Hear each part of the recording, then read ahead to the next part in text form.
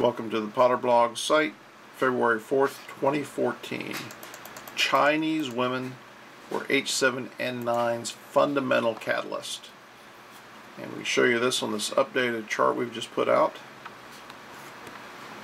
Women's Day. The spike in H7N9 cases in 2013 occurred on Women's Day, March 8th, 2013.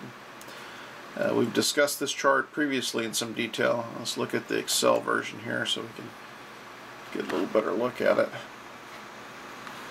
What this chart previously told us is that basically all the cases, all the spikes of H7N9 are tied to human interaction on paid Chinese holidays.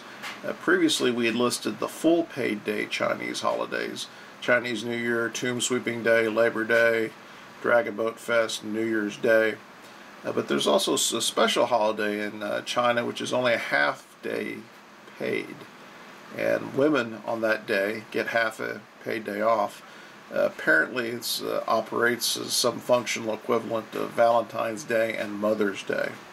So we assume the women aren't doing much on the latter half of this day, but are having things done for them. But as you can see here, that half day paid off directly correlates with the spike, especially here in Zhejiang. There were also spikes tied into Tomb Sweeping Day, but Women's Day seems to be the head of the initial spike. You can see where H7N9 came into the country and got its initial start here on Chinese New Year. We think there's a little less data quality in the far left quadrant of this chart, just because the infection was new and surveillance improved as we went through time. We fast forward to the present, and next big spike was January 1st, New Year's Day. It seems that bit of spike is starting to wind down, but there's also a new spike getting ready to come in. We should see the first detections of this new spike started to be reported around, I think, Saturday, which is a working day in China this week. And that, I believe, is February 8th is when we should start seeing greater reports of H7N9 start to trickle in.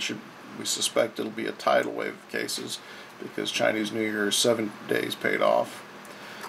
One of the key things to notice is the cases peak or start when there's environmental contamination.